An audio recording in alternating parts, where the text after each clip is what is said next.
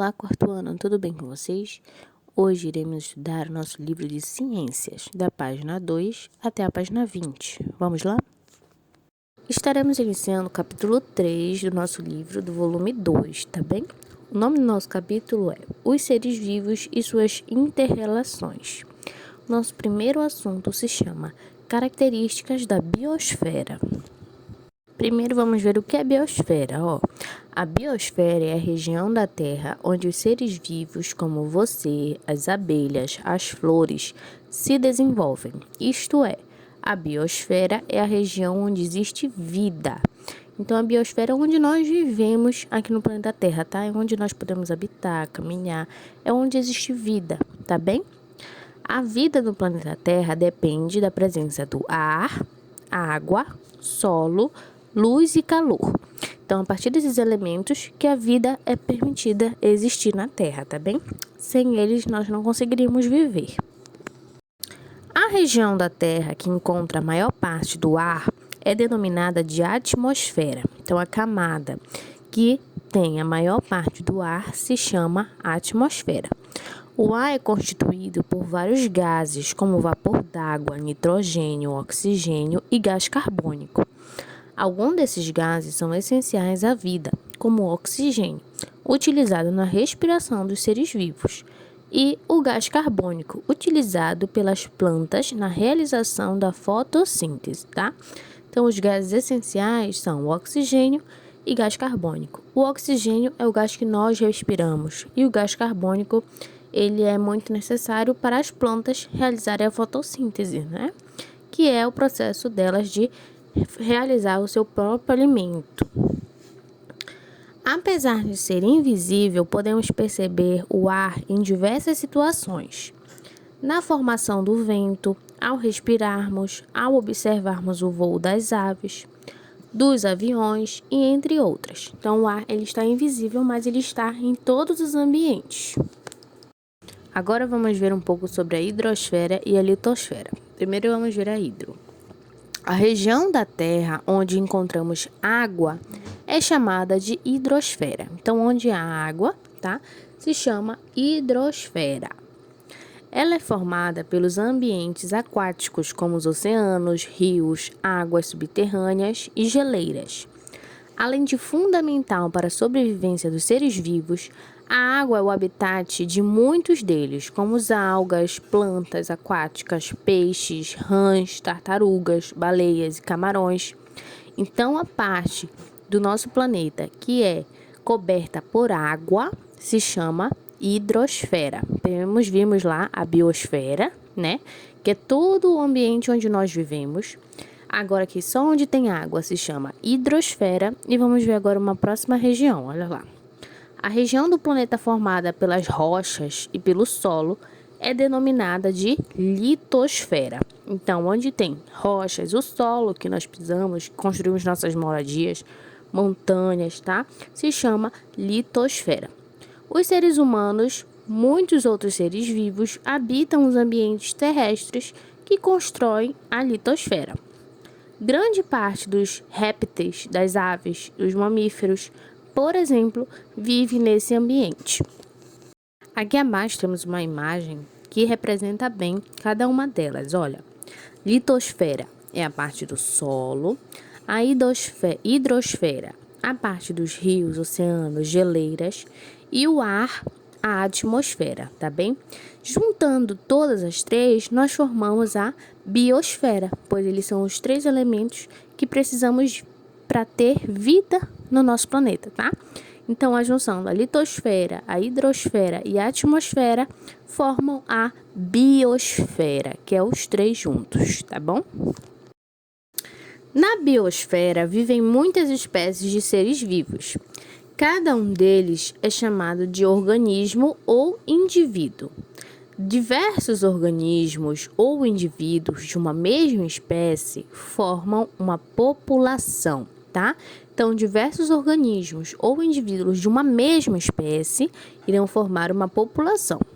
Por exemplo, o peixe salema é um indivíduo e vários peixes salema formam uma população, tá? Então, se eu só tenho um, Ele é um indivíduo. Se eu tenho vários juntos dele, todos iguais, da mesma espécie, irão formar uma população. Chamamos de comunidade um grupo de várias populações que vivem em um determinado ambiente. Observe. Na imagem, que a comunidade é composta de peixes, corais e outros seres marinhos. Então, para se ter uma comunidade agora, já vou ter várias espécies vivendo no mesmo ambiente, tá? Então, se tornou uma comunidade. O conjunto de comunidades e fatores ambientais como a água, ar, solo e luz é chamado de ecossistema. Um exemplo de ecossistema é o ecossistema marinho. Finalmente, o conjunto de todos os ecossistemas da Terra é chamado de biosfera. Então, nós temos os ecossistemas, tá? Que vão ser a junção de todos aqueles seres que vivem ali naquele ambiente. E juntando todos os ecossistemas existentes, nós construímos a biosfera, tá bem? Do nosso planeta. Então, temos ecossistemas diversos. Temos as reservas florestais, temos o ecossistema marinho, tá? Então, temos diversos ecossistemas que irão formar a nossa biosfera. Aqui no Saiba Mais, temos aqui um texto falando das reservas da biosfera e fala um pouquinho das reservas que nós temos no planeta, ó, a Amazônia, a Caatinga, o Cerrado, a Mata Atlântica, o Pantanal, a Serra do Espinhaço, tá? São biosferas que fazem parte do nosso planeta, certo? Agora vamos para as atividades. De acordo com tudo que eu expliquei, vocês irão responder a página 7, tá bem? A página 8, a página 9 e até aí vamos a atividades falando sobre a biosfera, litrosfera, hidrosfera, tá? Ecossistemas que vocês irão responder. Agora vamos entrar em um novo assunto. Agora vamos falar sobre as relações ecológicas.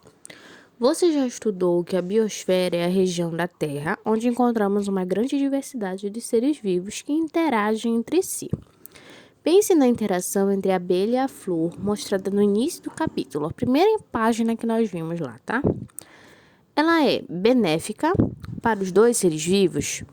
Será que todas as interações entre os seres vivos são benéficas para os envolvidos?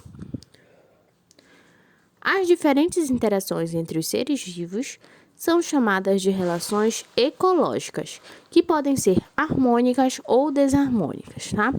Vamos primeiro conhecer as relações harmônicas entre os seres vivos. As relações harmônicas são aquelas em que não há prejuízo para os envolvidos e pelo menos um ser vivo é beneficiado. Então, podemos dizer que a relação harmônica é uma relação boa, tá? Que nenhum dos dois vão ser prejudicados, nenhum dos dois seres vivos. E pelo menos um vai sair bem, vai ser beneficiado, tá bem? Então, aqui abaixo, ó. As abelhas, por exemplo, são insetos que, além de interagirem com outros seres vivos, interagem entre si, como algumas espécies de abelhas que vivem em grupo.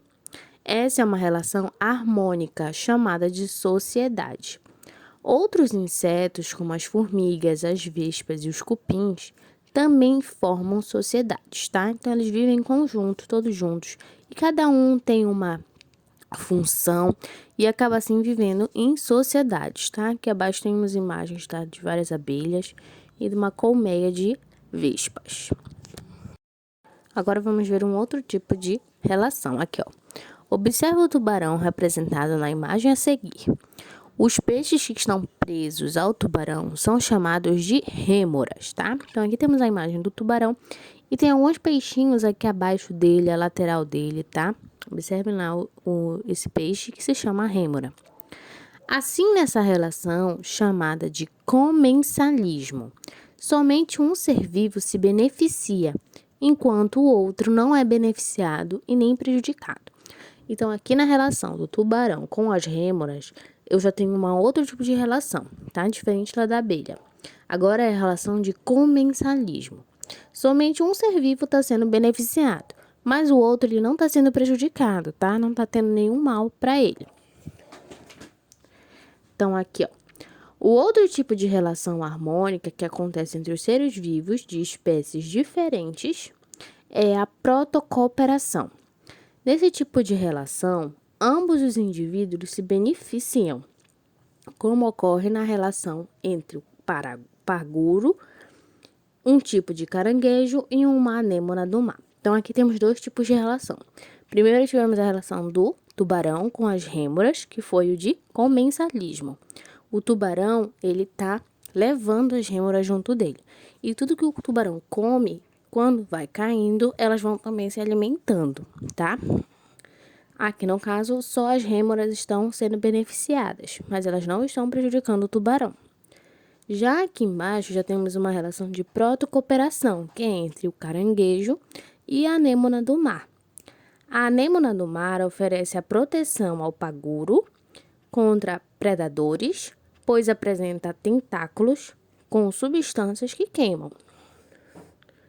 Por outro lado, ela utiliza o paguro como meio de transporte, além de aproveitar as sombras de alimentos deixados por ele. Então, aqui, na relação já do caranguejo e da anêmona, já é uma protocooperação, porque os dois estão se ajudando. Ao mesmo tempo que a anêmona protege o caranguejo, ele ajuda ela a se locomover, tá? Servindo de transporte para ela. E quando o caranguejo se alimenta, ela também se alimenta, porque ela acaba comendo as sobras dele, tá bem? Então, aqui, de diferente do tubarão, lá com as rêmoras, aqui os dois se ajudam. Lá na outra, só as rêmoras estão se aproveitando, né? Mas elas não estão prejudicando o tubarão. Então, aqui tivemos o comencialismo e a protocooperação.